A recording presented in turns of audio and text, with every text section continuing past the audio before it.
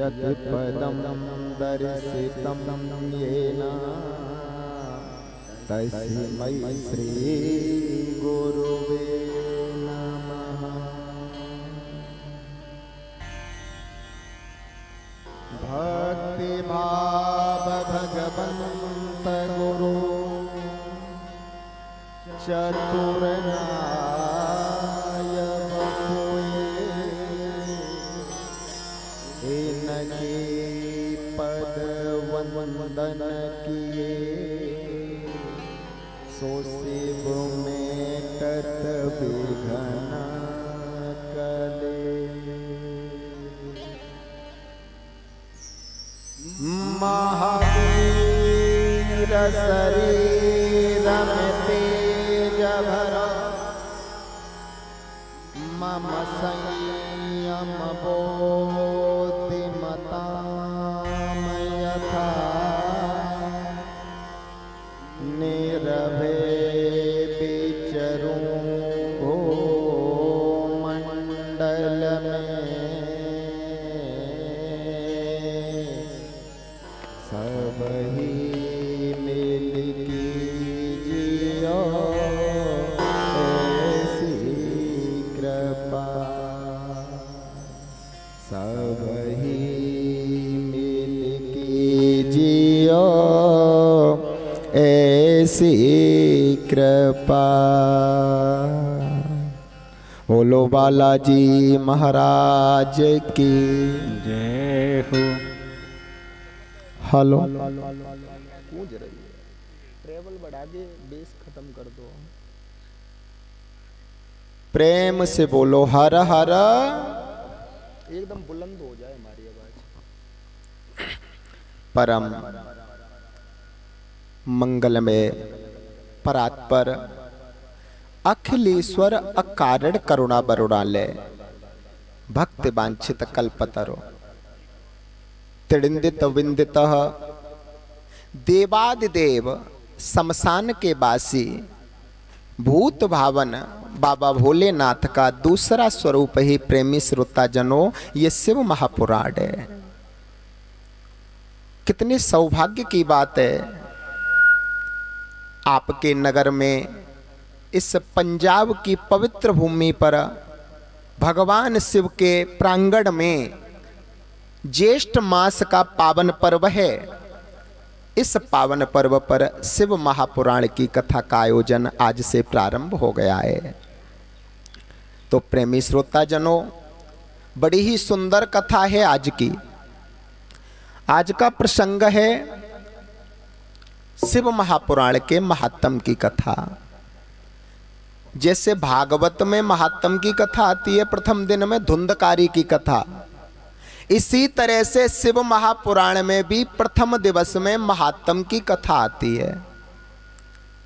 महात्म का अर्थ होता है महात्म। इस शिव पुराण का महत्व दर्शाया जाएगा आज की कथा में।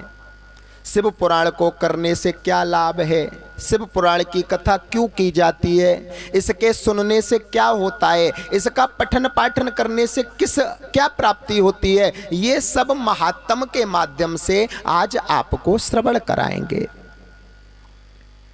तो आइए प्रेमी श्रोता जनों, प्रथम दिवस की मंगलमय बेला में प्रवेश करने से पहले 2 मिनट भगवान शिव नाम संकीर्तन करेंगे, पंचाक्षर मंत्र का जाप करेंगे, तत्पश्चात भगवान शिव की अनन्य कथाएं।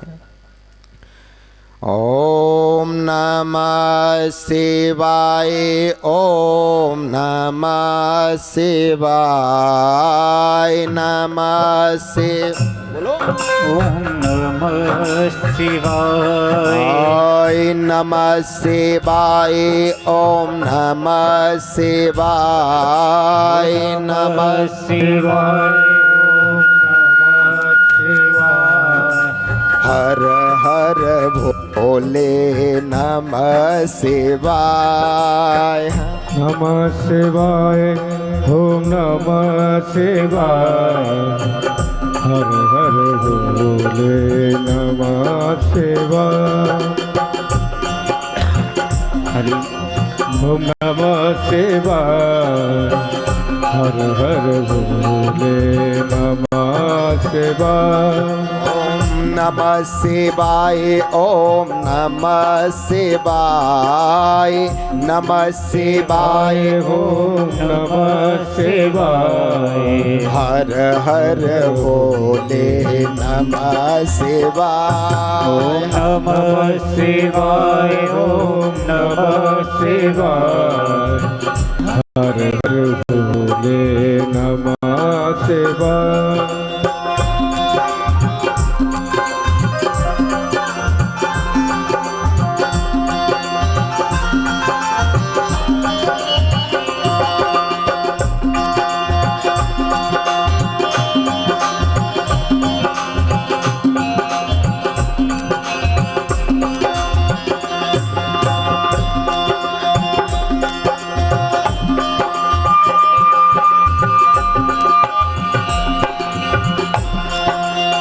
ओ शिव गंगाधराय, शिव गंगाधराय,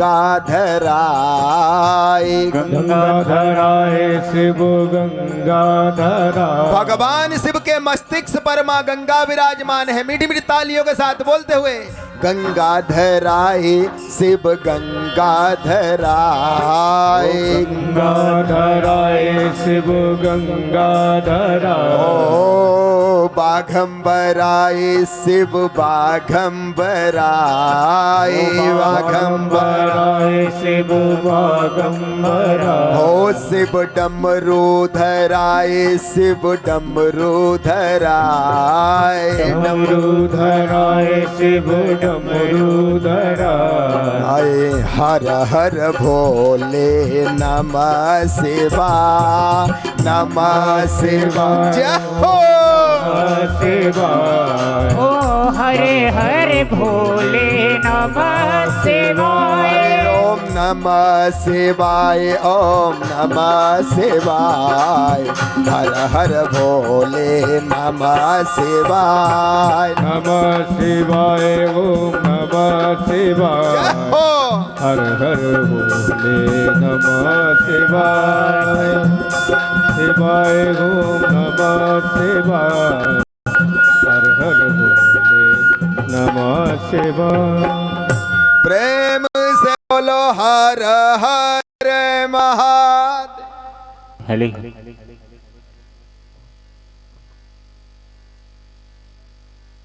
आइए, भाग्योदयेन बहुजन्म समर्जितेन। हेलो, कुछ तो डालो। भाग्योदयेन बहुजन्म समर्जितेन सत्संगम च लभते पुरुषो यदा वहि। श्री वेद व्यास जी महाराज ने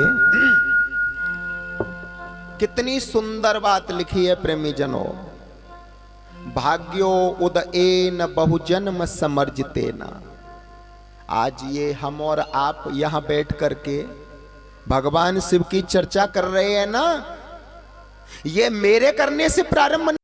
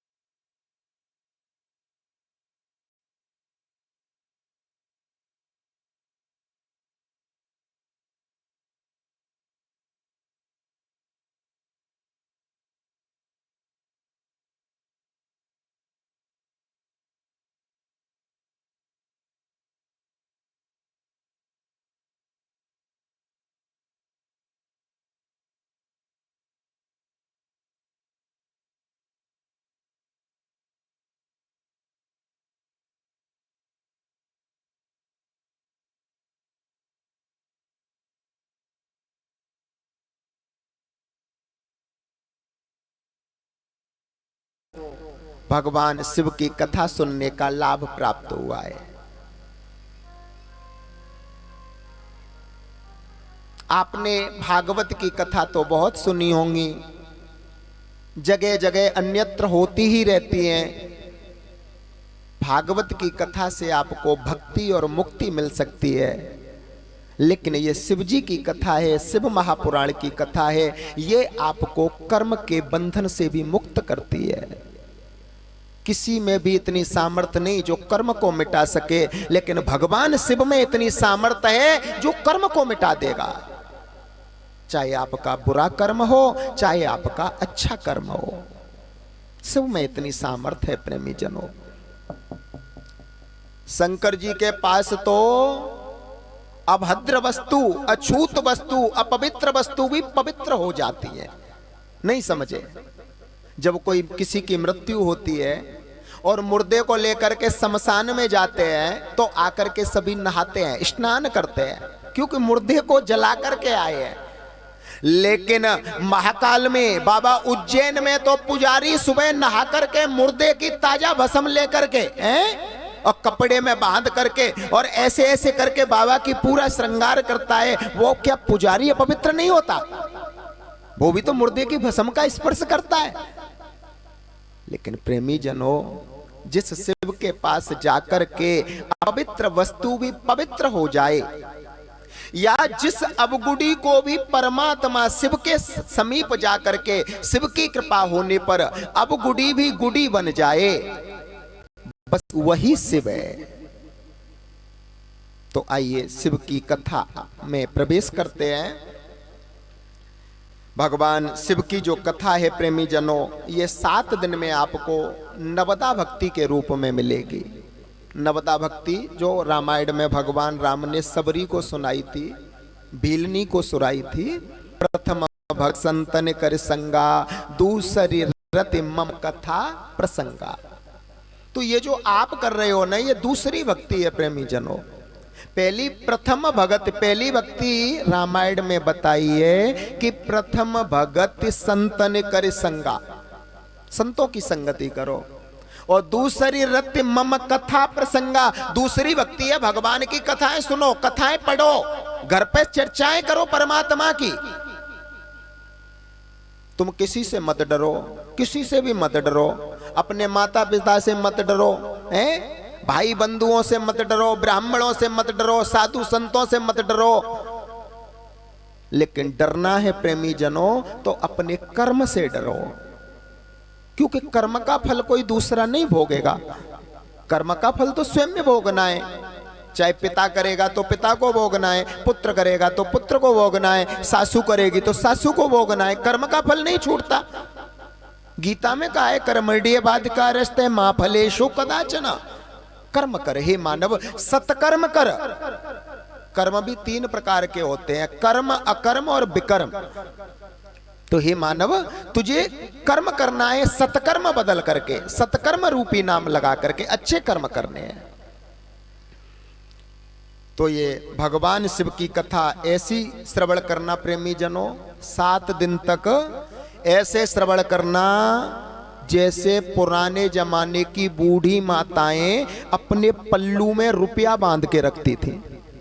देखा था पहले की बुजुर्ग माताएं, जो भी पैसा रुपया होता था अपने साड़ू के पल्ले में, साड़ी के पल्लू में बांध के रखती थी। इसी तरह से तुमको कथा सुननी है। वो साड़ू के पल्ले में रुपया क्यों रखती थी? कि हम जहां भी जाएं तो वो साड़ी के पल्लू में जो रुपया बंधा है ना, वो साथ में जाए, है ना। मंदिर जाओगे तो वो रुपया आपके साथ जाएगा, है। कहीं भी बाजार में जाओगे तो रुपया साथ में जाएगा। किसी भी चीज की जरूरत है तुरंत खरीद लोगे, पल्लू की गांठ खोल के रुपया निकाल के। और यदि चामड़े के पर्स में रखा होगा रुपया, तो चामड़े का पर्स तो घर पे भी भूल सकते हैं, चलते चलते भूल जाओगे। चामड़े का पर्स गाड़ी में भी भूल सकते हैं, गाड़ी बाहर पार्किंग में लगी है, तो मंदिर में पहुंच गए, पंडित जी ने टीका लगाया, प्रसाद दिया, अब देने के लिए ढूंढा, पर्स गाड़ी में रह गया, खाली हाथ लौट आए। मंदिर से भी खाली हाथ लौटे, कुछ वहां पहुंच के भी दान नहीं कर पाए। क्यों? क्योंकि वो रुपया चामड़े के पर्स में रखा था। अगर वो आपके पल्लू में बंधा होता तो आप चाहे मंदिर में होते, चाहे बाजार में होते, चाहे कथा में होते, चाहे सत्संग में होते, चाहे सतगुरु के दरबार में होते, वह रुपया आपके साथ होता और जब आपकी इच्छा होती, जब इन हाथों से आप उसको दान कर पाते। इसी तरह इस कथा को श्रवण करना है। जब इस कथा को आप अपने पल्लू में बांध लोगे, अपने हृदय में उतार लोगे, अपने जीवन में इसका अनुसरण करोगे, तो ये हमेशा आपके साथ रहेगी। जब भी आप परमात्मा के दरबार में जाओगे तो वहां वह कहेगा क्या कमाया, तो तुरंत खोल करके दे दोगे, लो आपकी कथा रखी है पल्लू में। और यदि इस चामड़े के पर्स के आनंद में ही रखोगे कथा को, सिर्फ आनंद मात्र लेना है, तो प्रेमी जनों ये कथा यहीं रह जाएगी, इसका कोई लाभ नहीं मिलने वाला। प्रेम से बोलो हर हर महादेव। कथा को ऐसी सुने, ऐसी श्रवण करें कि ये चित्त की वृत्ति तक पहुंचे। प्रेमी जनों, एक होता है नहाना और एक होता है स्नान। एक होता है नहाना, एक होता है स्नान। नहाना किसे कहते हैं? आप बाथरूम में गए, पानी डाला, साबुन शैम्पू लगाया और तुरंत पानी डाल के बाहर आ गए, वो नहा लिए। लेकिन स्नान होता है, हमारे शरीर में 350 करोड़ रोम छिद्र हैं। जो जीव जो प्रत्येक रोम छिद्र से प्रभु नाम का स्मरण करता रहे, उसी को स्नान कहा जाता है। 350 करोड़ बार जब अपने मुखार बिंद से प्राणी एक बार नाम ले भगवान का, तब एक बार जाकर के स्नान होता है। स्नान का अर्थ होता है प्रत्येक रोम छिद्र से पवित्रता, शुद्धता, सब कुछ परमात्मा को समर्पित। एक कथा आती है कि भगवान कृष्ण बार बार भाग भाग करके द्रौपदी के पास में जाते थे। द्रौपदी कृष्ण की बहन थी, जबकि कृष्ण की 2 पत्नियां थी, रुक्मणी, सत्यभामा। और भी पत्नियां तो थी, लेकिन रुक्मणी सत्यभामा ज्यादा पास में रहती थी। लेकिन कृष्ण भाग भाग के दिन में 10 बार, दिन में 15 बार द्रौपदी के घर पे जाए। अब आपका पति है, बार बार किसी के घर पे जाए तो गुस्सा तो आएगा। रुक्मणी ने सत्यभामा से कहा, जिज्जी एक बात बता, ये द्वारकाधीश बार बार भाग भाग के द्रौपदी के घर क्यों जाते हैं? क्या रखा है द्रौपदी के घर पे है? तो सत्यभामा कहती है, अरे उनकी बहन है, भाई बहन के घर जा ही सकता है। रुक्मणी बोली, भाई जा सकता है, लेकिन दिन में 1 बार चला जाए, दिन में 2 बार चला जाए, 3 बार चला जाए, हर 10 मिनट में, हर 15 मिनट में द्रौपदी के घर पे, आखिर बात क्या है? चल करके देखना पड़ेगा। तो जब दूसरे दिन द्वारकाधीश तैयार हुए द्रौपदी के यहाँ जाने के लिए, तो रुक्मणी और सत्यभामा भी तैयार, बोली हम के साथ चलेंगे। तो द्वारकाधीश ने कहा चलो। भगवान कृष्ण रुक्मणी और सत्यभामा को लेकर के द्रौपदी के पास में गए। जैसे ही कक्ष में पहुंचे, भवन में पहुंचे, द्रौपदी उस समय बालों में तेल लगा रही थी। कृष्ण ने देखा अपनी बहन को बालों में तेल लगाते हुए, एकदम से बोले, अरे बहन तू क्यों बालों में तेल लगाती है? अरे मेरे साथ में तेरी 2 भाभियां आई हैं, इनसे वो लगवा दूंगा ना। और रुक्मणी से कहा, जाओ रुक्मणी, हमारी बहन के बालों में तेल लगाओ। रुक्मणी झट से गई और तेल लेके जैसे ही लगाने को हुई तो मन में सोचने लगी, बोले आज तो ऐसा तेल लगाऊंगी, ऐसा तेल लगाऊंगी, ये भी याद रखेगी। और जैसे ही तगड़े से रगड़ाना तो द्रौपदी का एक बाल टूट गया और बाल के टूटते ही आवाज आई, हे कृष्ण। रुक्मणी अचंभे गई। रुक्मणी ने उस बाल को चारों तरफ देखा, उस बाल तोड़ा, आवाज आई, हे कृष्ण। रुक्मणी बार बार उस बाल को तोड़ती है और बार बार आवाज आती है, हे कृष्ण, हे कृष्ण। रुक्मणी ने जाकर के कृष्ण के चरण पकड़ लिए, बोले प्रभु ऐसा द्रौपदी क्या है तो बाल के तोड़ने पर भी कृष्ण की आवाज आती है। द्वारकाधीश बोले, बस यही कारण है मेरा सारे दिन द्रौपदी के यहाँ भागने का, क्योंकि ये प्रत्येक रोम छिद्र से प्रभु का, परमात्मा का स्मरण करती है। बोलो शंकर भगवान की। तो एक होता है स्नान प्रेमी जनों। तो इस भगवान की कथा में 7 दिन तक आपको स्नान करना है। पल पल भगवान शिव की लीलाओं का नया आनंदित अनुकरण अनुसरण करना है प्रेमी जनों। एक बार भगवान शंकर ने नारायण से पूछा कि नारायण तुम हमसे मिलने क्यों नहीं आते? तो नारायण कहने लगे प्रभु आऊं तो आऊं कैसे? शंकर जी बोले क्यों, आ जाओ ना रास्ते से। नारायण ने कहा प्रभु हे शिव हे शंकर, कड़कड़ में तुम विराजमान हो, कंकड़ कंकड़ में शिव विराजमान है। चरण रखूं तो रखूं कहां? अगर मैं चरण रखूंगा कंकड़ के ऊपर रखूंगा तो मेरे शिव के ऊपर मेरे चरण पड़ेंगे। तो भगवान शिव शंकर से परे नहीं है। तो नारायण से कहा शिव ने, बोले नारायण तुम सर्प बन जाओ और मेरे गले में पड़े रहो। भगवत प्रेमी जनों, नारायण सर्प बन गए और भगवान शिव के गले में विराजमान रहे। नारायण और शिव कभी भी एक दूसरे से अलग नहीं हुए। ये शिव की कथा बड़ी ही आनंददायी है। जब भी जीवन में कोई कष्ट आता है, परेशानी आती है, कहीं एक्सीडेंट हो जाता है या कोई वेंटिलेटर पर रखा होता है, आप पंडितों के पास में जाओ, ब्राह्मणों के पास में जाओ और जाकर के उपाय पूछो तो कोई भी ये नहीं कहेगा कि भागवत कराओ, कोई भी ये नहीं कहेगा कि गीता का पाठ कराओ। सब क्या सलाह देंगे कि आप महामृत्युंजय का जाप कराओ। ये मृत्युंजय भगवान है, ये मृत्यु का भी हरण करते हैं। अकाल मृत्यु वो मरे, अकाल मृत्यु वो मरे जो काम करे चांडाल का, काल उसका क्या करे जो भक्त हो महाकाल का। ये भगवान शिव बड़े ही अनन्य प्रेमी जनों मृत्यु को भी हर लेते हैं। आज भी किसी के जीवन में कोई परेशानी हो, कैसी भी दुर्घटना आने की आशंका हो, अल्पायु योग हो या काल सर्प दोष हो, तो आप महामृत्युंजय मंत्र का जाप स्वयं में करें, ब्राह्मणों से कराएं संकल्पित करके या अनन्य तरीके से करें तो भगवान शिव उस मृत्यु को भी टाल देते हैं। इसलिए इनको मृत्युंजय कहा जाता है। आइए एक प्यारा सा शिव का भजन, उसके बाद में महात्म की कथा। प्रेम से बोलो हर हर हली हली।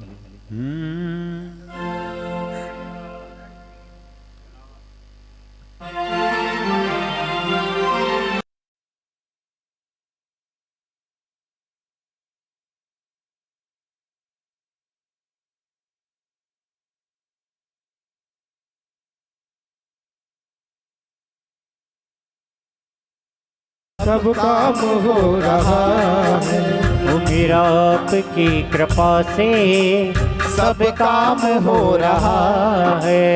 मेरा आपकी कृपा से सब काम हो रहा है। मेरा आपकी कृपा से जय बाबा सब की। काम हो रहा है। करते हो मेरे बाबा, करते हो मेरे बाबा, मेरा नाम हो रहा है। मेरा आपकी कृपा से सब काम हो रहा है। जय भोले की। कृपा से सब काम हो रहा है।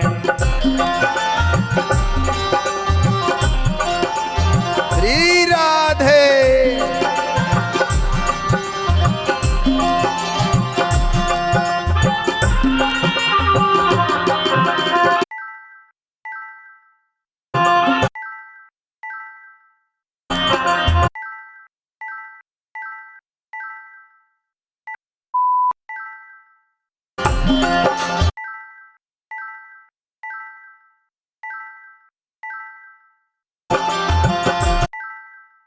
तो नहीं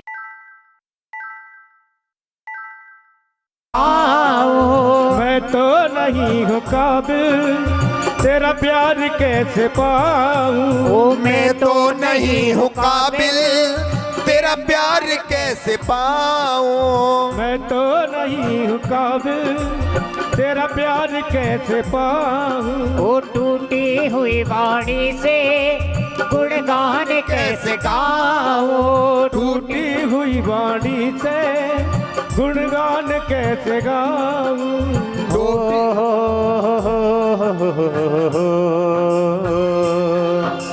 तेरी ही कृपा से भगवान ने, जय हो। तेरी ही कृपा से भगवान ने मेरा हर काम हो रहा है। मेरा आपकी कृपा से हर काम हो रहा है। जय हो। मेरा आपकी कृपा से हर काम हो रहा बोल है। डमरू वाले करते हो की। मेरे बाबा, करते हो मेरे बाबा, करते हो मेरे बाबा, बस मेरा नाम हो रहा बोले हो। है। मेरा आपकी कृपा तालियों के साथ सब काम हो रहा है। मेरा आपकी कृपा से सब काम हो रहा है।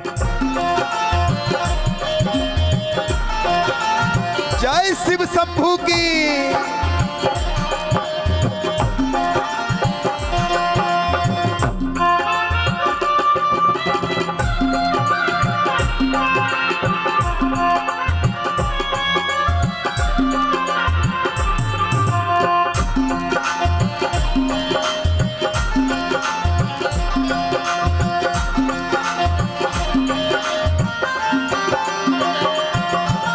पतवार के बिना ही मेरी नाव चल रही है। पतवार के बिना ही मेरी नाव चल रही है। पतवार के बिना ही मेरी नाव चल रही है। पतवार के बिना ही मेरी नाव चल रही है। और हैरान है जमाना मंजिल भी मिल रही है। हैरान है जमाना मंजिल भी मिल रही है। अरे हैरान है जमाना मंजिल भी मिल रही है। हैरान है जमाना मंजिल भी मिल रही है।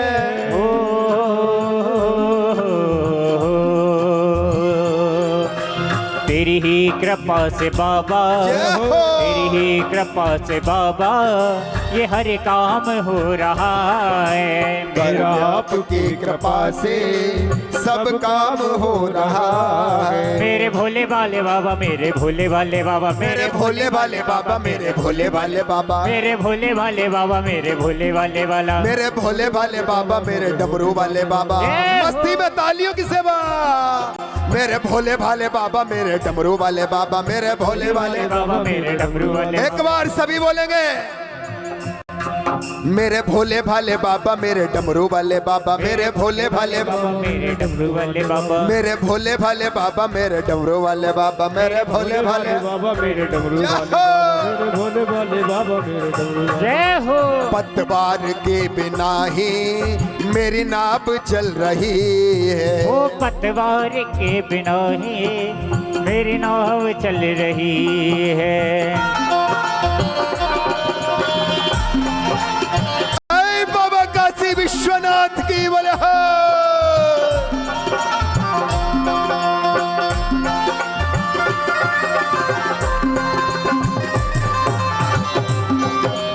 जय शंभू बाबा की बोले हो।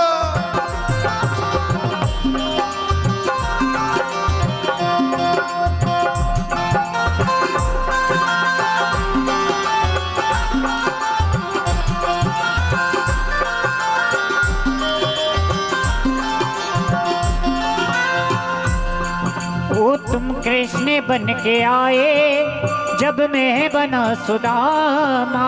तुम कृष्ण बन के आए जब मैं बना तुम्हारा। आइए सभी एक बार मिलकर के गाएं बड़े प्रेम से ताली सेवा करते हुए। तूफान आंधियों में तुमने ही मुझको थामा। तूफान आंधियों में तुमने ही मुझको थामा। तुम कृष्ण बन के आए जब मैं बना सुदामा। तुम कृष्ण बन के आए तब मैं बना सुदामा।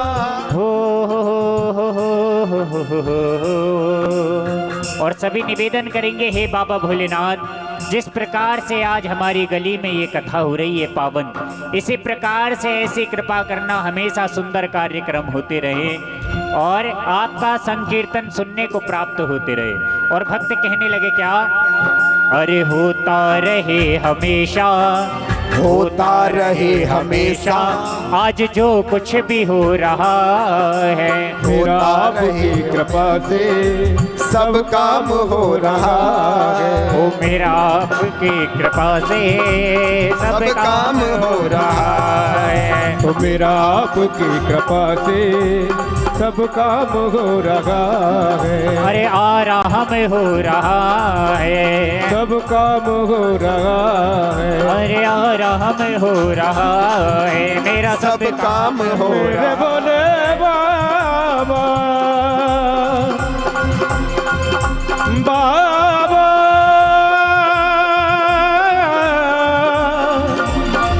मेरे बोले बाबा बाबा बोले बाबा।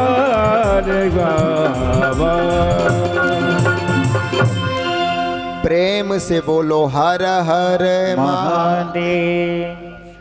ट्रेवल डाल। आइए अब महात्म की कथा में प्रवेश करेंगे।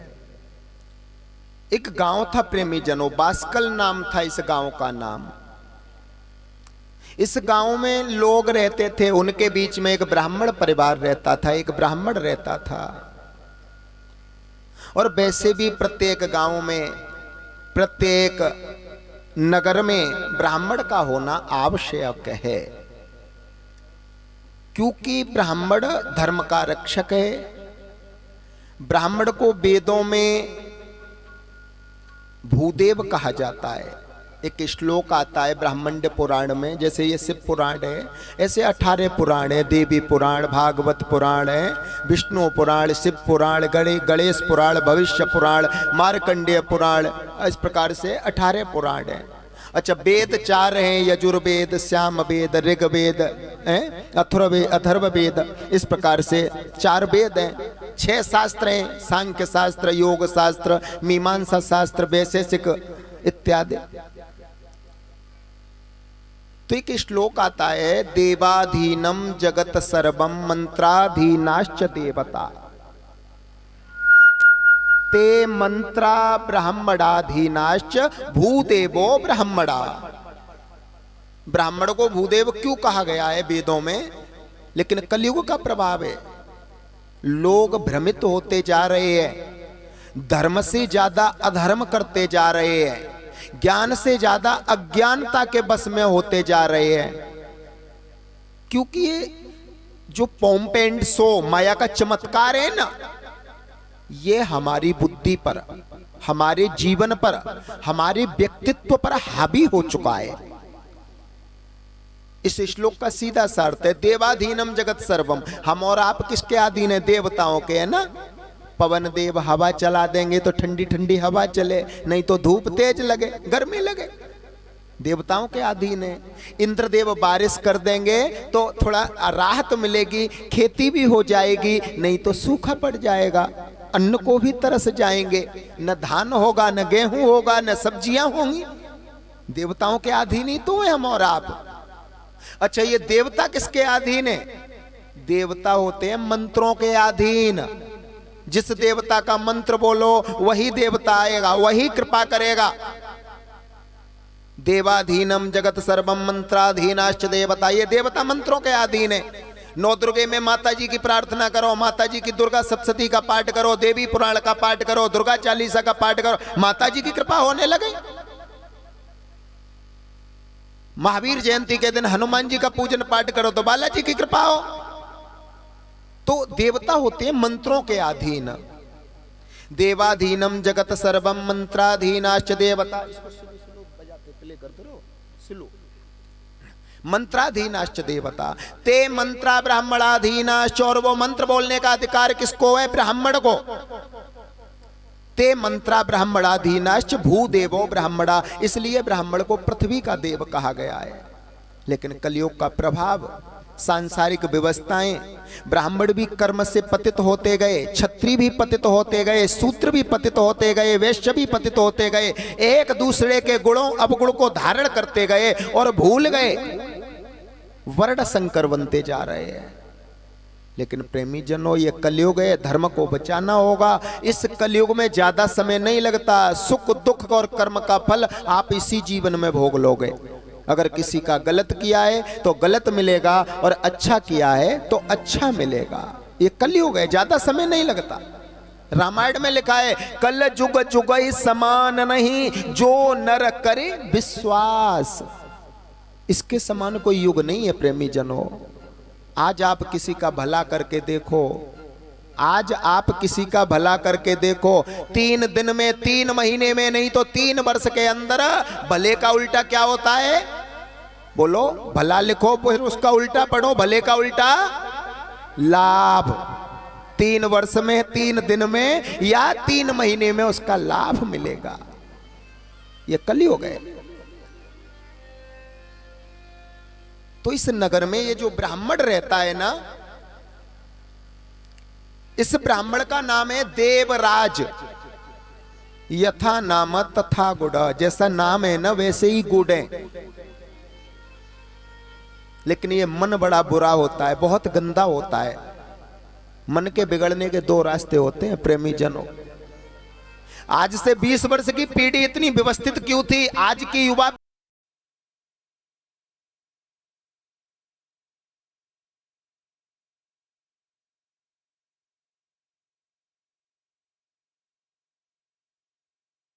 या तो कोई गंदी वस्तु, गंदा अश्लील चित्र, दृश्य परिदृश्य इन आंखों से देख लोगे।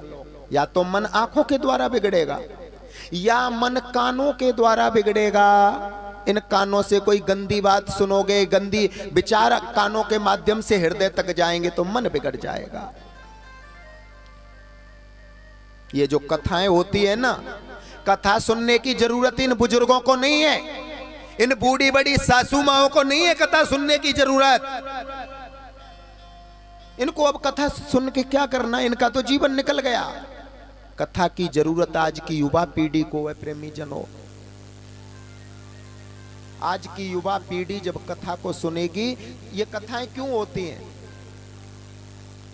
कथा तो हम कर रहे हैं, आज से शुरू कर दी, लेकिन अब इसका पता तो होना चाहिए क्यों होती हैं। हमारे रिश्तेदारों के यहाँ हुई थी तो हमने भी करा ली है, बगल वाले के यहाँ हुई थी हमने भी करा ली, लेकिन ये होती क्यों है? इनका कराने का उद्देश्य क्या है? कथाएं करने से प्रेमी जनों, रामायण में एक चौपाई लिखी है गोसाई बाबा ने, वे न सत्संग। कितनी सुंदर बात लिखी है, एक एक शब्द गहराई से समझें। वे न सत्संग विवेक न होए, बिन सत्संग विवेक न होए। बिन सत्संग, जब तक आप सत्संग नहीं करोगे, हैं पंडित जी वृंदावन से कथा सुनाने आए हैं, आप थोड़ा सा कष्ट कर लो, अपनी गुरदीप कॉलोनी से निकल करके मंदिर तक आ जाओ। नींद तो रात में, दोपहर में पूरी हो गई होगी, काम सुबह पूरा हो गया, शेष जो घर का कार्य रह रहा हो थोड़ा जाके कर लेना। 2-2 घंटे भोलेनाथ के चरण। जब आप ये सत्संग कर तो आपको विवेक होगा, पता लगेगा इसका। लेकिन ये सत्संग रोटी खिलाने से गाय मिलता है, सुबह छूने से क्या आशीर्वाद मिलता है, सासू माँ के चरण छूने से क्या आशीर्वाद, तभी तो पता लगेगा। एक एक माता तो ऐसी हो, साल में एक बार बस पैर छू लिया, आशीर्वाद ले लिया, जबकि पति को परमेश्वर बताएंगे जब पार्वती शिव की कथा आएगी। संग बिन सत्संग विवेक न होए, बिन सत्संग विवेक न होए। राम कृपा बिन सुलभ, राम बिन तो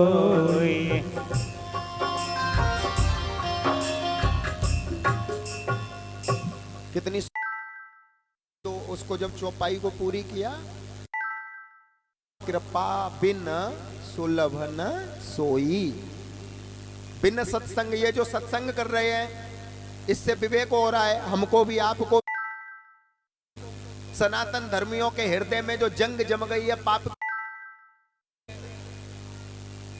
सब चाहते ना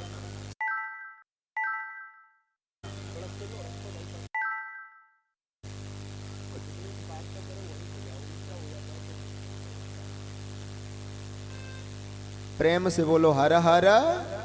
सब चाहते हैं हम भी भगवान की कथा कराएं, हम भी भगवान की, लेकिन जब आप सोचते हो कथा हो रही है हमारे गुरुदेव, बड़ी प्रसन्नता हुई होगी, लेकिन आज गर्मी ज्यादा हो गई, में ही चलेंगे। पड़ोस के बेटे का कोई आयोजन होता ना, वहां जाना पड़ता, क्योंकि व्यवहार ने तो वो नहीं आएगा, ये तो गर्मी का बहाना ले लो। अरे ओ पटियाला वासियों, हम आपसे यहां बदला लेने नहीं आए, हम आपको बदलने के लिए आए। याद रखना, यदि तुम भाई साथ में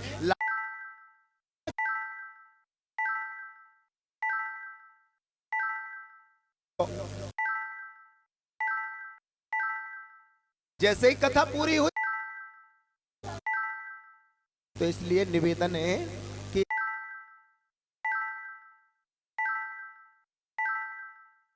बाबा की कथा सब परिवार पहुंचे। इस कथा का बड़ा सुंदर आयोजन है प्रेमी जनों, सोमवार से सोमवार तक, बीच में सब भी है।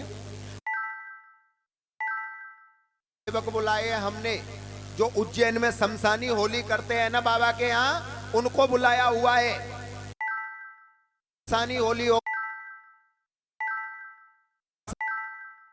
बुलाए हुए हैं, अभी आप पहुंचेंगे। बड़ी बड़ी कलाओं के साथ में भैरव की कथा का बड़ा आनंद आएगा। महाकाल के भक्तों, बस आप ये प्रेम महादेव और बाबा चैनल का नाम है, उसके माध्यम से पूरे भारत में इसका अपने अपने परिवारों में जो भक्त यहाँ कथा में नहीं है, बाहर हैं, उनको भी अवगत कराएं।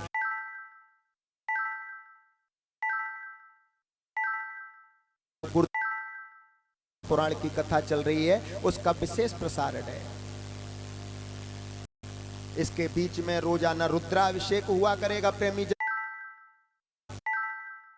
विधान है, सुख समृद्धि के लिए दूध से अभिषेक किया जाता है, संतान प्राप्ति के लिए शहद से, कर्ज की निवृत्ति के लिए गन्ने के रस से, किसी शत्रु इत्यादि के भैंस इत्यादि से।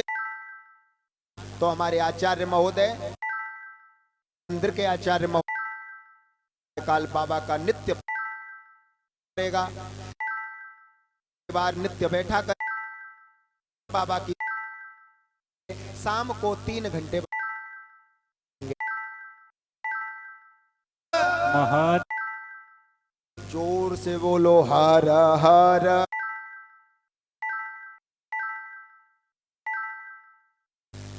तो ये जो बास एक दिन ये पूजा पाठ करके, तो ब्राह्मण की नजर, ब्राह्मण की दृष्टि एक वेश्या पर गई। ब्राह्मण का मन बिगड़ा और वेश्या को साथ में रख लिया। जब वेश्या के साथ रहने लगा तो संगति का असर आने लगा और ये ब्राह्मण पाप कर्मों में लिप्त हो गया। अब तो मदिरा पान करता है, चोरी करता है, कुकर्म करने लगा। जो प्राणी ज्यादा गलत कर्म करता है, ज्यादा व्यसन करता है, ज्यादा भोगी होता है, वह रोगी बन जाता है। इस ब्राह्मण को ज्वर आ गया, बुखार आ गया, बुढ़ापे का समय है, 50 वर्ष के ऊपर आयु है, शरीर में ज्वर छाया हुआ है, ब्राह्मण बीमार है, वेश्या वगैरह सब छोड़ के चले गए। मैंने कहा था ना, कर्म का फल खुद भोगना पड़ता है, कोई साथ नहीं देता। प्रेमी जनों, वनी वनी के चेहरे पर लाखों निसार होते हैं, और जब बनी बिगड़ जाती है तो दुश्मन हजार। सब बनी बनी के हैं। आप स्वस्थ हैं, पहला सुख कौन सा है? पहला सुख निरोगी काया। पहला सुख कौन सा है? शरीर स्वस्थ रहे, ये पहला सुख है। शरीर स्वस्थ नहीं है ना तो दुनिया के सारे सुख अधूरे। पहला सुख है शरीर स्वस्थ रहे। उसके बाद में दूसरा सुख, दूसरा सुख घर में हो माया। थोड़ा धन भी तो उस सुख को, शरीर के सुख को भोगने के लिए। तीसरा सुख, तीसरा सुख सुलक्षणा नारी। तीसरा सुख है, पैसा भी है, हम स्वस्थ भी है, लेकिन पत्नी कर्कशाए, लड़ाई झगड़ा करने वाली है, तो क्या फायदा? पत्नी भी तो बढ़िया हो, सुलक्षणा, समझदार, जो दाम्पत्य जीवन को, पति पत्नी के जीवन को, पति पत्नी जहां जुड़ जाते हैं उसको परिवार कहते हैं, जो परिवार की भाषा को समझे। न ग्रहम गृह मिथ्या हो, गृहडी गृह मुच्यते। ईंट पत्थर का तुम 10 मंजिल का मकान बना लो, न ग्रहम गृह मिथ्या हो। ईंट पत्थर का है कितना भी सुंदर मकान बना लो, लेकिन जब तक उसमें सुंदर स्त्री नहीं होगी, सुशील स्त्री नहीं होगी, तब तक वो घर घर नहीं है। प्रेमी जनों, है अगर सुंदर सुशील स्त्री है ना, तो आप चौराहे पे झोपड़ी भी डाल के रह लोगे ना, उसको भी वह स्वर्ग बना देगी। और यदि कुलक्षणा स्त्री है ना, तो आप 3 मंजिल का बंगले में रह लेना, उसको भी नरक बना के रख देगी। हमारा भी धर्म है, यत्र नार्यस्त्रो पूज्यन्ते रमन्ते तत्र देवता। जिस घर में, जिस परिवार में माताओं का सम्मान होता है, बहन बेटियों का सम्मान होता है, माता बहनों के साथ में उनके अधिकारों को उन्हें समय पर प्राप्त करा दिया जाता है, उस घर में देवताओं की कृपा होती है, वहां संतान भी देवताओं के तुल्य होती है। और जहां माता बहनों के साथ में व्यभिचार होता है, स्त्रियों के साथ में अधर्म होता है, इनका हनन किया जाता है, उस घर में देवता नहीं, प्रेमी जनों, राक्षस जन्म लेते हैं। ये जो देवराज नाम का ब्राह्मण है ना, पाप करने लगा, बुखार आ गया, कोई सेवा करने वाला नहीं है घर में। सेवा तो जब करे जब तुमने संस्कार दिए हो संतान को। दुखी हो गया, जब दुखी हो जाता है तो प्राणी कहां जाता है? शिव की शरण में, भगवान के दरबार में। या तो वृंदावन निकल जाएगा, या हरिद्वार निकल जाएगा, या फिर जहां पर भगवान का आश्रय होगा, अनाथालय, वृद्धाश्रम, मंदिर, देवालय, वहां चला जाएगा। ये देवराज इतना दुखी हो गया, शरीर कांप रहा है बुखार से, हाथ में डंडा लिया और एक नगर में होते हुए एक मंदिर आया, उस मंदिर में चला गया। सारा दिन का भूखा है, भोजन भी नहीं मिला, भूखा ब्राह्मण, बुखार से पीड़ित। जैसे ही शंकर जी के मंदिर में पहुंचा, बाहर बरामदे में गिर पड़ा, वही पड़ा रहा। अब आज भी नहीं निकल रही है प्रेमी जनों।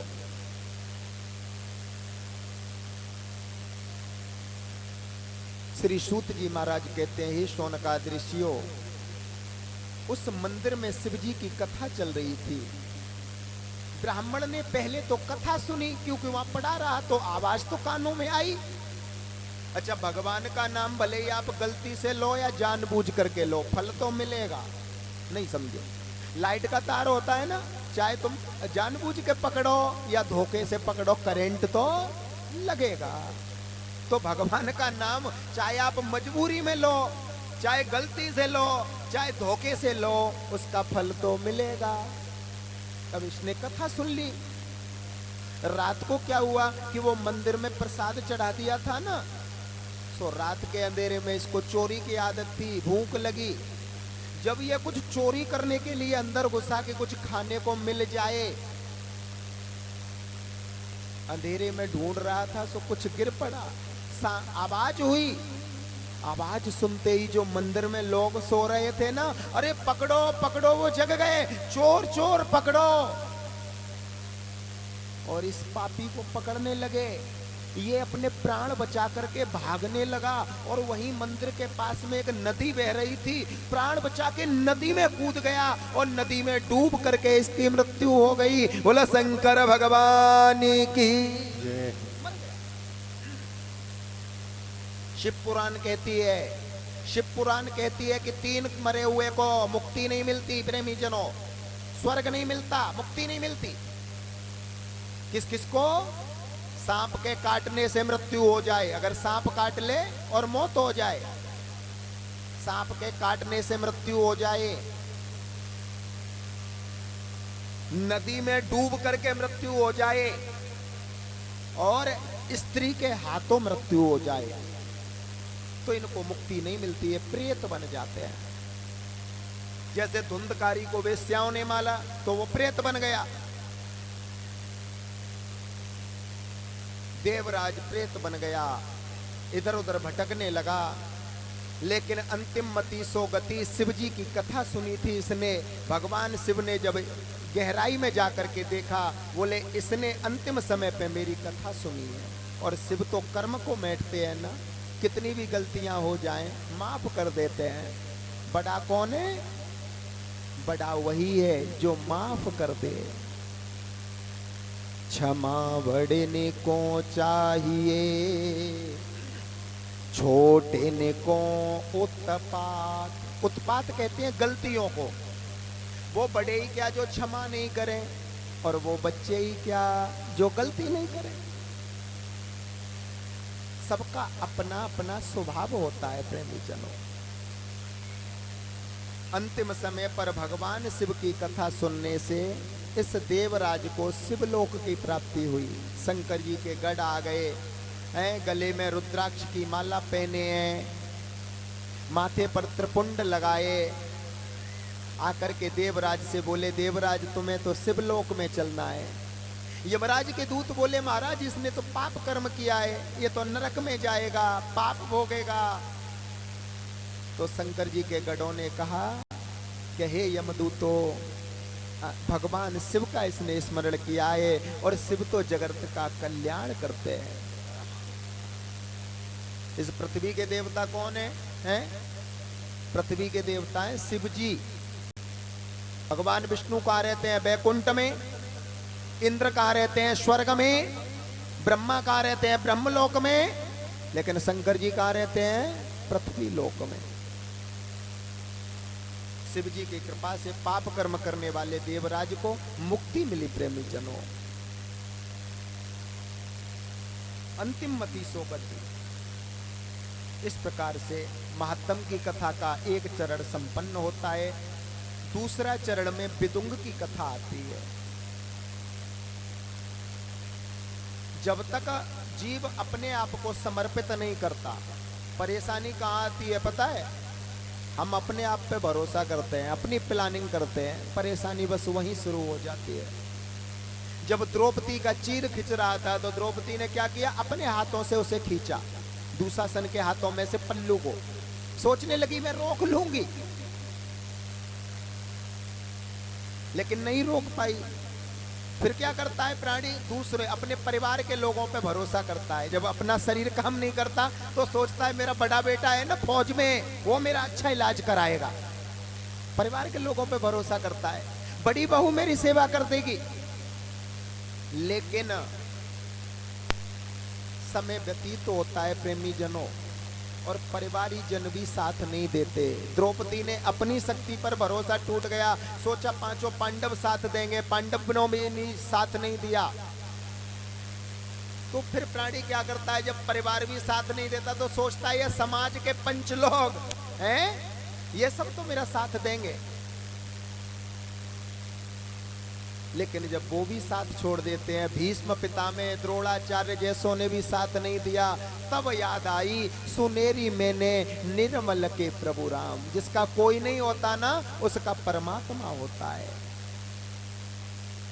इतनी देर कर ली भगवान को ढूंढने में, बस यही कारण है परेशानी का। पहले ही द्रौपदी सोच लेती, हे प्रभु मेरी लाज अब आपके हाथ है, आप ही जानो, तो इतनी देर क्यों लगती। समर्पित करना पड़ेगा। जब तक परमात्मा से लगन नहीं लगाओगे ना, तब तक वह आपका नहीं होगा। लागी लगन मत तोड़ना बाबा। सभी बोलेंगे हे भूत बाबा न, हे बाबा काशी विश्वनाथ, हे उज्जैन नगरी के राजा महाकाल, हम अपना सर्वस्व आपको सौंप करके आपके नाम पर यहां समर्पित हैं। लगन तुमसे लागी लगन मत तोड़ना प्यारे, लागी लगन मत तोड़ना बाबा जी मोरी लागी लगन मत तोड़ना भो। हो लागी लगन मत तोड़ना, लागी लगन मत सभी भक्त बोलते हैं वो बोले हाँ। बाबा की मोरी लागी लगन मत तोड़ना, बोले जी मेरी लागी लगन मत तोड़ना, लागी लगन है मत तोड़ना, लागी लगन मत तोड़ना बाबा जी मोर लागी लगन मत तोड़ना। भोले जी मोरी लागी लगन मत तोड़ना। जय हो। सभी भक्त भाव विभोर होकर मीठी मीठी तालियों की सेवा करते हुए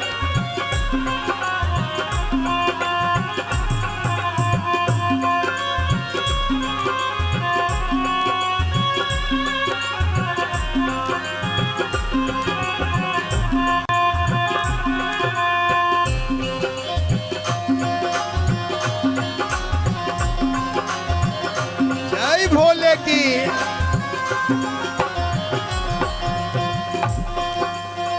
खेती बुबाई मैंने तेरे नाम की, खेती बुबाई मैंने तेरे नाम की, खेती बुआई मैंने तेरे नाम की। ओ मेरे भरोसे मत छोड़ना बाबा, मेरे भरोसे मत छोड़। दोनों हाथ ऊपर। मोरी लागी लगन मत तोड़ना बाबा, बाबा जी मोरी लागी लगन मत तोड़ना। जय भोले की बोले हाँ।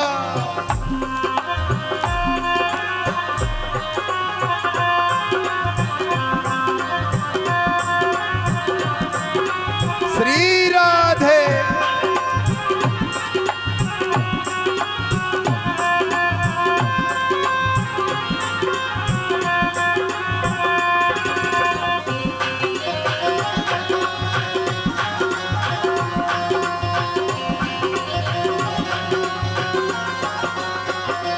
और हे बाबा गहरी नदिया, नदी देखिए ना गहरी नदी है, ये संसार भी गहरी नदी है, अच्छे अच्छे डूब जाते हैं।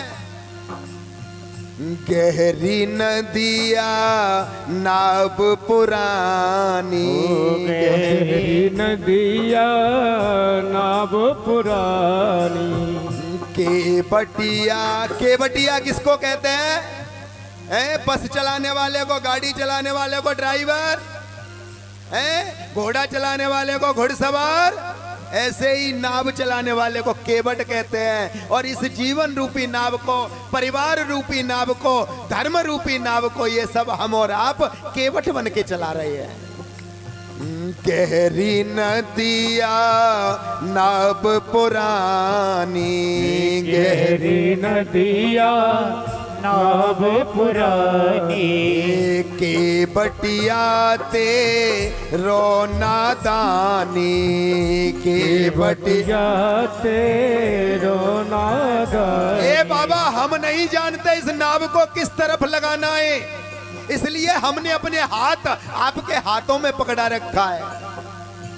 हाथ पकड़ मत छोड़ना प्यारे, हाथ पकड़ मत छोड़ना, मोर लागी लगन मत तोड़ना बाबा जी, मोर लागी लगन मत तोड़ना।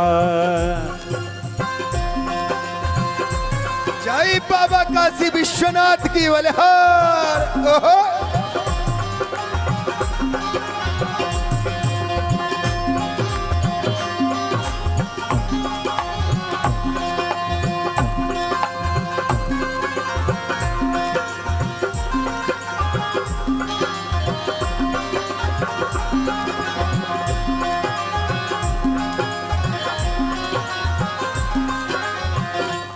हो तू ही मेरा सेठ बाबा, तू ही साहूकार है, तू ही मेरा सेठ बाबा, तू ही साहूकार है। अरे तू ही मेरा सेठ बाबा, तू ही साहूकार है। ओ तू ही मेरा सेठ बाबा, तू ही साहूकार है। अरे ब्याज से ब्याज मत जोड़ना, ओ प्यारे ब्याज पे ब्याज मत जोड़ना। प्रभु जी मोर लागे लगन है मत तोड़ना, प्रभु जी मोरी लागी लगन मत तोड़ना। अरे लागी लगन मेरी लागी लगन, लागी लगन मेरी लागी लगन, मेरी लागी लगन, मेरी लागी लगन, मेरी लागी लगन, मेरी लागी लगन, मेरी लागी लगन, मेरी लागी लगन, मेरी लगन लगन मेरी लागी लगन, मेरी लागी लगन, मेरी लागी लगन, मेरी लागी लगन, मेरी लागी लगन, मेरी लागी लगन, मेरी लागी लगन, मेरी लागी लगन, मेरी लागी लगन, मेरी बोलिए भोले शंकर भगवान की जय। प्रेम से बोलो हर हर महादेव। देखो प्रेमी जनों, आप किसी अन्य देवता का जयकारा बड़े धीमे धीमे लगाओ, लेकिन शंकर जी का जयकारा तो जोर से ही लगाना पड़ेगा। क्यों? जो जितनी दूर होता है ना, उसको उतनी दूर से आवाज तेज लगानी पड़ती है। अब भोले बाबा तो कैलाश पे बैठा है, कैलाश कितना दूर है आपको खुद पता है, टीवी में मोबाइल में देखना कितने किलोमीटर है, तो बाबा तो तेज ही बुलाना पड़ेगा। अच्छा, जोर से इसलिए बुलवाते हैं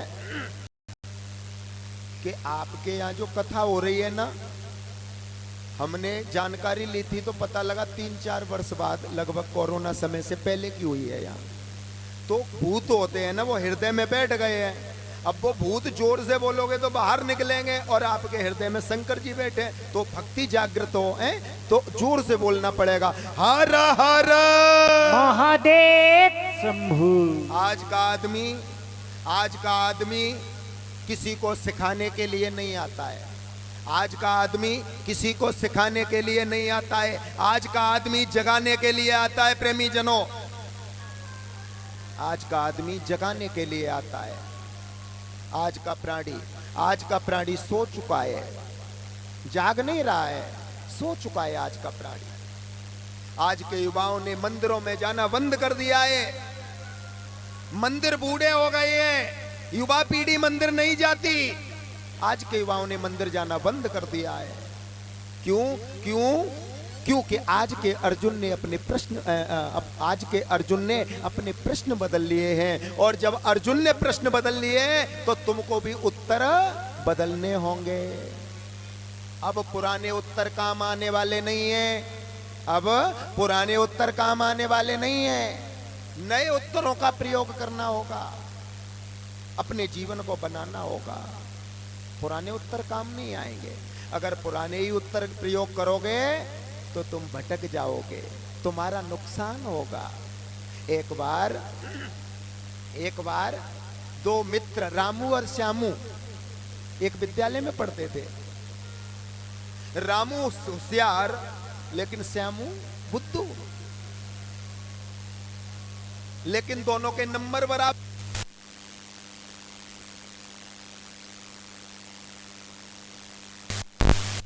क्यों? क्योंकि दोनों एक अच्छे मित्र थे, तो जो रामू लिखता था वो श्यामू को दिखा देता था। समय बदलता गया। कुछ समय बाद दोनों ने 12वीं पास की। दिल्ली में इंटरव्यू के लिए गए। रामू श्यामू बाहर खड़े हैं।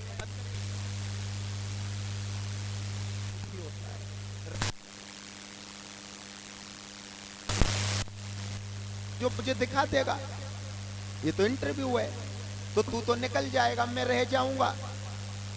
रामू ने श्यामू से कहा, तू चिंता मत कर, मैं ये जो अंदर पूछेगा ना मैं तुझे आके बता दूंगा, तू भी जवाब दे देना।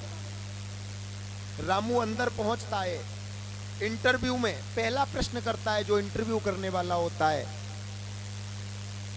भारत देश कब आजाद हुआ? तो रामू कहता है, सर 1945 से 42 से 40 से कोशिश चल रही थी, लेकिन 15 अगस्त 1947 को आजाद हुआ। दूसरा प्रश्न किया कि भारत को आजाद कराने में कितने लोगों का योगदान था? तो रामू कहता है, अनेकों लोगों का योगदान था। बोले, हमारे राष्ट्रपिता का नाम क्या है? बोले, महात्मा गांधी। रामू बाहर आ जाता है।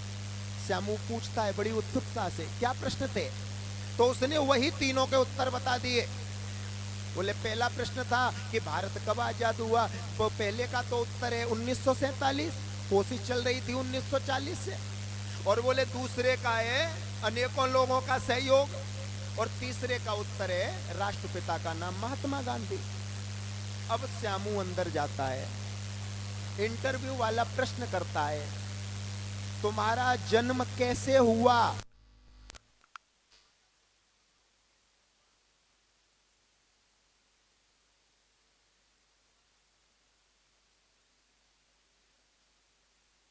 मेरे जन्म की कोशिश 1940 से की गई, 1947 में जाकर के मेरा जन्म हुआ। दूसरा प्रश्न किया, तुम्हारे पिता का क्या नाम है? तो बोला, मुझे नहीं पता, इसमें अनेकों लोगों का सहयोग है। वही दूसरा प्रश्न। तीसरे का उत्तर देते हैं। तीसरा जब प्रश्न किया कि तुम्हारे गांव का नाम क्या है, तो वह राष्ट्रपिता का नाम बताने लगा। मेरा कहने का भाव है प्रश्न बदल लिए, उत्तर बदलने होंगे, पुराने उत्तर काम नहीं आएंगे, नहीं तो जाओगे। संत आज का ब्राह्मण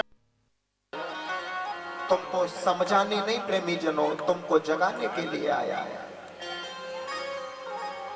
हमारी प्रार्थना इतनी निकृष्ट हो गई है, हमारी प्रार्थना में इतनी शक्ति नहीं रही, हमारी प्रार्थना में इतनी आत्मीयता नहीं रही कि प्रार्थना में भगवान को सुना सके। केवल फॉर्मेलिटी तक रह जाती है। अपनी प्रार्थना को प्रभावशाली बनाओ, अपनी प्रार्थना को सच्ची प्रार्थना में बदलो। पानी की दिशा बदलनी होगी तो यंत्र का प्रयोग करना होगा। पानी लगाते हैं ना खेत में, अब उसको दूसरी तरफ मोड़ना है तो यंत्र, फावड़ा इत्यादि। पानी की दिशा बदलनी होगी तो यंत्र का प्रयोग करना होगा, और इस मन की दिशा बदलनी होगी तो मंत्र का प्रयोग करना होगा। जब तक मंत्र का प्रयोग नहीं करोगे, सतगुरु का बताया हुआ मंत्र स्मरण नहीं करोगे, सतगुरु के बताए हुए मार्ग पर नहीं चलोगे ना, तब तक आपके मन की दशा नहीं बदल सकती। जैसे कपड़े को नापने के लिए मीटर होता है, दूध को नापने के लिए लीटर होता है, बुखार को नापने के लिए थर्मामीटर होता है, ऐसे ही मन को नापने के लिए ईश्वर होता है। जैसे प्रत्येक वस्तु को नापते हो ना, प्रत्येक दिन जितना समय मिले उतना समय ईश्वर के समीप जाओ। ईश्वर के समीप जाकर के अपना आकलन करो कि हमने कितना आज अधर्म किया, कितना धर्म किया। यदि हमसे अधर्म ज्यादा हुआ है तो दूसरे दिन के लिए ये संकल्प लो कि कल हम इतना अधर्म नहीं होने देंगे। जब दिन प्रतिदिन आप अपने संकल्पों को बढ़ाते जाओगे तो मैं सत्य कहता हूं, एक दिन ऐसा भी आएगा जब वास्तव में परमात्मा आपकी बागडोर संभाल लेगा। एक कथा आती है शिव पुराण में, महात्म में। एक विदुंग नाम का ब्राह्मण था। इसकी एक पत्नी है जिसका नाम है चंचला। यथा नाम तथा गुण, चंचला माने चंचल स्वभाव की। इस जो गांव के लोग हैं ना, सब व्यभिचारी हैं। जैसे कुछ देशों के लोग व्यभिचारी होते हैं, इस गांव के लोग व्यभिचारी हैं। न कोई किसी की लाज शर्म करता है, न कोई किसी का धर्म देखता है। एक दूसरे के साथ में उल्टा सीधा खान पान, उल्टा सीधा रहन से व्यभिचार करते हैं। अब जैसा गांव है वैसा ही असर आने लगा। विदुंग भी व्यभिचारी हो गया, दूसरी स्त्रियों के साथ में रमण करने लगा। 6-6 महीने तक घर पे नहीं आता, दूसरों के परिवारों में रहने लगा। इधर विदुंग की पत्नी भी रमण करने में मस्त हो गई। कर्म का फल छूटता नहीं। विदुंग की तो मृत्यु हो गई, मर गया। चंचला विधवा हो गई। जब थोड़ी वृद्धावस्था हुई तो इसने कुकर्म बंद कर दिए। अब क्या हुआ कि एक जगह शिव जी की कथा हो रही थी, सो चंचला गलती से उस कथा में पहुंच गई और पीछे बैठ करके कथा सुनने लगी। तो पंडित जी कथा में सुनाते सुनाते कह रहे थे कि जो स्त्री व्यभिचार करती है, जो स्त्री उल्टा सीधा भक्षण करती है, ऐसी स्त्री को अनेक कल्पों तक प्रेत पिशाच बन करके अनेक योनियों में भटकना पड़ता है। उसे पुनः मानव शरीर नहीं मिलता। चंचला ने ये बात जब सुनी, चंचला सोचने लगी कथा में जो निकला है वो सत्य है और मैंने तो पाप किया है। मेरी बड़ी अभागिन तो कोई नहीं हो सकती मुझसे बड़ी। हे भगवान, अब क्या करूं?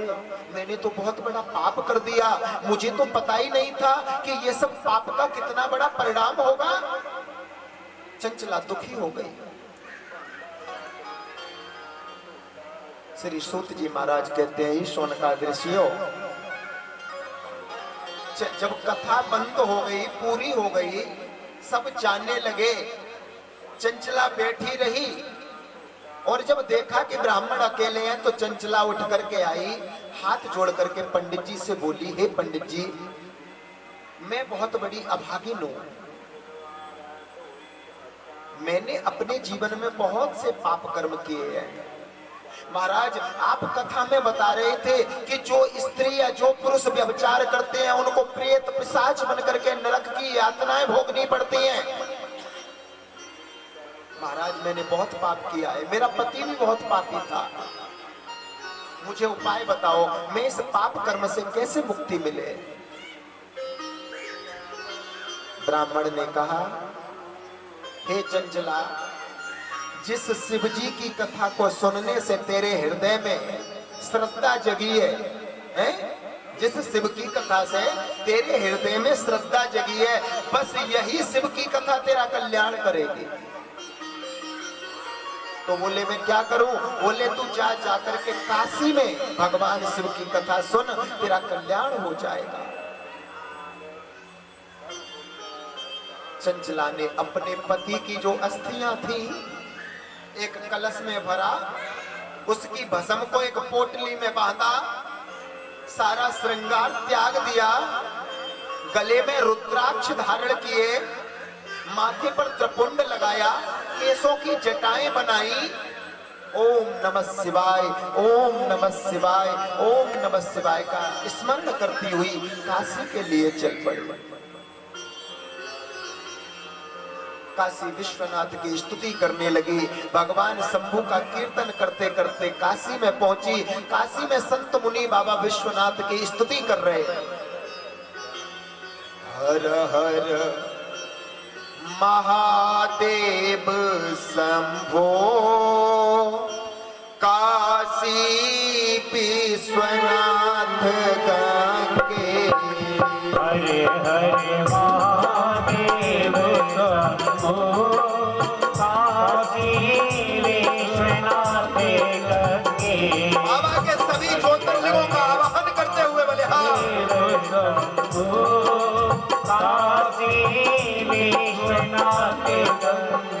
पटियाला वासियों, कुछ लोग तो बोल नहीं रहे हैं। बाबा का दरबार है, बाबा के भूत प्रेत यही घूम रहे हैं, सब आए कथा सुनने। बोलने को ती जवां पर बोलता नहीं, बोलने को ती जवां पर बोलता नहीं, अपना मुंह प्रभु के सामने खोलता नहीं।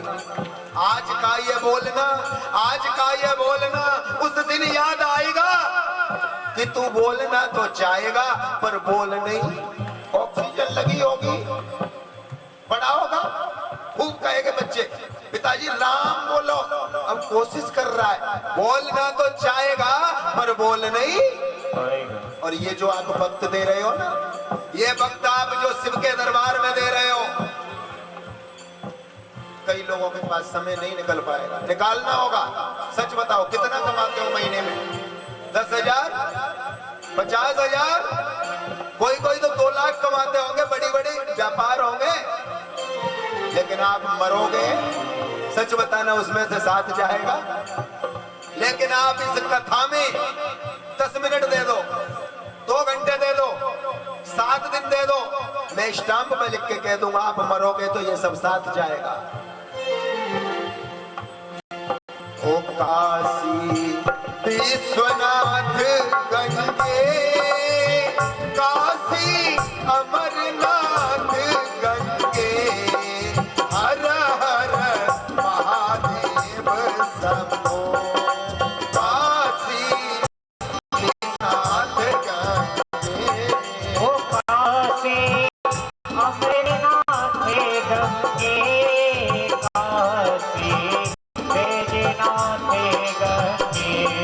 ओ काशी अमरनाथ गंगे, काशी बैजनाथ। और हो तुम हरे हरे हरे महादेव शंभो काशी विश्वनाथ गंगे। महादेव शंभो काशी विश्वनाथ गंगे। जय हो।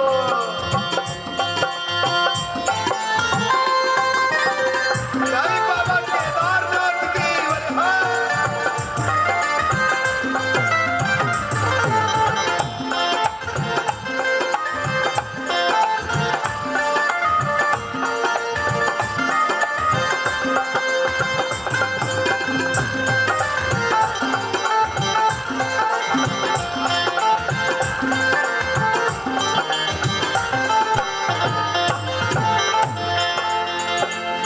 ओम नमः शिवाय, ओम नमः शिवाय, ओम नमः शिवाय, ओम नमः शिवाय, ओम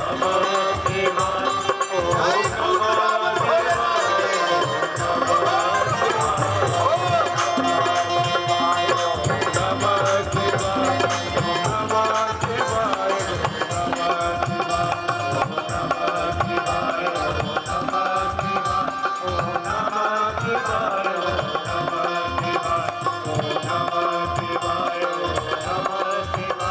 ओम नमः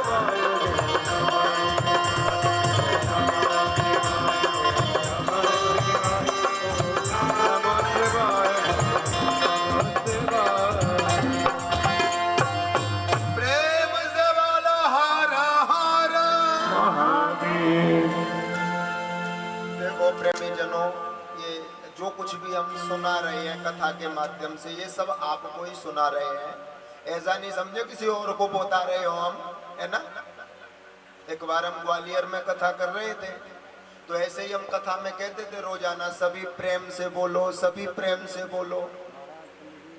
तो एक बूढ़ी अम्मा आगे बैठ जाती थी, जैसे ही हम कहते सभी प्रेम से बोलो तो अम्मा गुस्से में हाथ हिला के कहती नहीं बोलूंगी पंडित जी। रोजाना अम्मा ऐसे ही मना कर देती। एक दिन वो अम्मा जी हमको रास्ते में मिल गई, मैंने अम्मा को पकड़ लिया, मैंने कहा दादी एक बात बता, जब हम रोजाना कथा में कहते हैं सब प्रेम से बोलो, सब प्रेम से बोलो, तो आप गुस्से में मने क्यों कर देती हो? इतने में दादी रोने लगी और रोते रोते बोली कहा बताऊं पंडित जी, वो प्रेम है ना है, वो मेरे मकान में किराएदार है, सो पे घर को कूड़ो झाड़ के मेरे कमरा में कर जाते, सो मेरो झगड़ो चल रहा है, सो पंडित जी मैं तो प्रेम से नहीं बोले हूं। मैंने कहा दादी यहाँ तेरे किराएदार प्रेम की बात ना है रही, यहाँ तो तुम्हारे शिव जी के प्रेम की बात हो रही है। एक बार प्रेम से बोला हर हर महादेव। वही आए कथा की तरफ। तो ये जो चंचला है ना, रुद्राक्ष धारण करके, रुद्राक्ष कोई भी धारण कर सकता है, स्त्री पुरुष, ये कथा कल आएगी। रुद्राक्ष का नियम, रुद्राक्ष का विधान, एक मुखी रुद्राक्ष का क्या फल है, पांच मुखी का क्या फल है, रुद्राक्ष की पूजा करने से क्या लाभ होता है, किस प्रकार से रुद्राक्ष को धारण करना है, ये सब कल बताएंगे विस्तार से। शिव पुराण में सब बताया है। भस्म में त्रिपुंड, शंकर जी क्या लगाते हैं? त्रिपुंड। त्रिपुंड सत्यम शिवम सुंदरम, इसलिए वो त्रिपुंड लगाते हैं। लेकिन दुनिया के लोग बड़े चालाक हैं, इन्होंने सत्य को हटा दिया है, शिव को हटा दिया, बस एक रखा सुंदर लगे, बस एक टीका लगा लिया, सुंदर दिखने चाहिए। सत्यम शिवम सुंदरम, इसलिए शिव त्रिपुंड धारण करते हैं। त्रिनेत्रधारी है भगवान शिव। शिव को सब पूजते हैं, ऐसा नहीं तुम पूजते हो हिंदू हिंदू। शिव को हिंदू पूजे, मुस्लिम पूजे, सिख पूजे, ईसाई पूजे, जैन पूजे, क्रिश्चियन पूजे। प्रमाण दूं? हम हिंदू पूजते हैं ना शिव जी के मंदिर में, कोई कहता है भोले बाबा, कोई शिव शंभू है, कोई परमपिता परमात्मा।